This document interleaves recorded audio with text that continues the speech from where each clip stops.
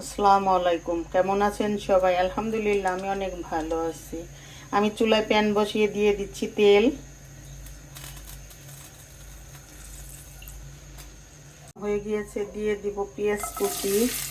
আজকে আমি রান্না করব হচ্ছে রুই মাছ। রুই মাছ পেঁয়াজ দিয়ে ঝুরি করব। দিয়ে দিচ্ছি স্বাদ মতো লবণ,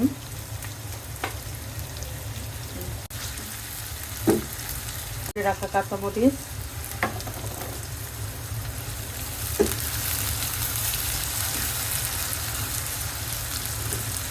পেঁয়াজগুলো ভালো করে একটু ভেজে নিব।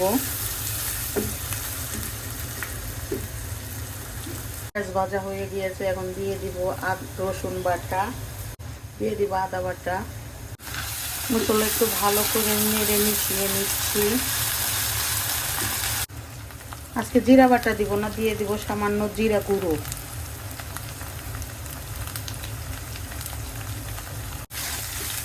ভালো করে একটু নেড়ে মশলা মিশিয়ে নিব। কষানোর জন্য দিয়ে দিচ্ছি সামান্য পরিমাণ পানি, দিচ্ছি হলুদ গুঁড়ো, সামান্য মরিচ গুঁড়ো।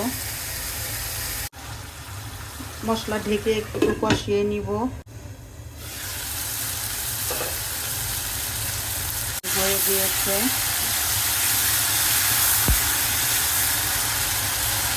এখন দিয়ে দিচ্ছি মাছগুলো কাটা বেছে রেখেছি। প্রথমে আমি মাছগুলো সিদ্ধ করে কাটা বেছে নিয়েছি।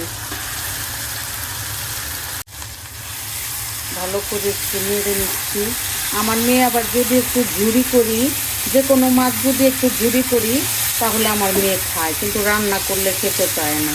এর জন্য আমি কি করি, মাঝে মাঝে মাছগুলো ঝুরি করি। অনেক বড় বড় মাছ, তারপরেও ঝুরি করে দিই, কিছু করার নাই। রান্না করলে তো আমার মেয়ে খাবে না। এই ঝুরি করতে সুন্দর করে ও একটু খাবে। এখন রান্না করার জন্য সামান্য একটু পানি দিয়ে দিব, বেশি দিব না। আপনারাও আমার মতো এইভাবে মাছ ঝুরি করে রান্না করে ট্রাই করবেন, খেতে আলাদা একটা টেস্ট আছে। তো আমি এইভাবে মাঝে মধ্যেই করি, মজা লাগে, অনেক মজা। জিরা গুঁড়ো দেওয়াতে আলাদা একটা স্মেল এসেছে।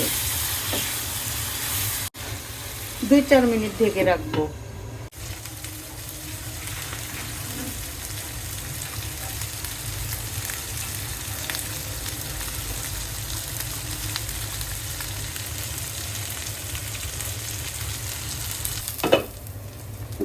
এই তো আমার রান্না শেষের দিকে কি সুন্দর দেখেন কালারটা চলে এসেছে, সেই সুন্দর কালার চলে এসেছে। আমি তো এগুলা কি করি, একটু ভাজা ভাজা করি। ভাজা ভাজা করলে কোনো রকম কোনো গন্ধ আসে না, শুধু স্মেল আসে। এর জন্য আমি একদম একটু ভাজা ভাজা, কালো ভাজা ভাজা করি। ভাজা ভাজা করে কালো করে ফেলি। তো আপনারাও এইভাবে একটু ট্রাই করে দেখবেন কেমন লাগে। আমার কাছে তো অনেক টেস্ট লাগে, আর আপনাদের কাছে কেমন লাগবে জানি না। একটু ট্রাই করে দেখবেন আপনারা।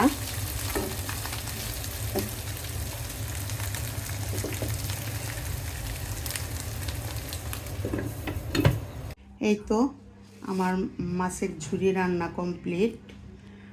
আমার রান্না যদি আপনাদের ভালো লেগে থাকে তাহলে অবশ্যই লাইক কমেন্ট শেয়ার করবেন, আমার পেজকে ফলো করবেন, আমার পাশে থাকবেন, আমার ইউটিউব চ্যানেলকে সাবস্ক্রাইব করবেন। ধন্যবাদ সবাইকে।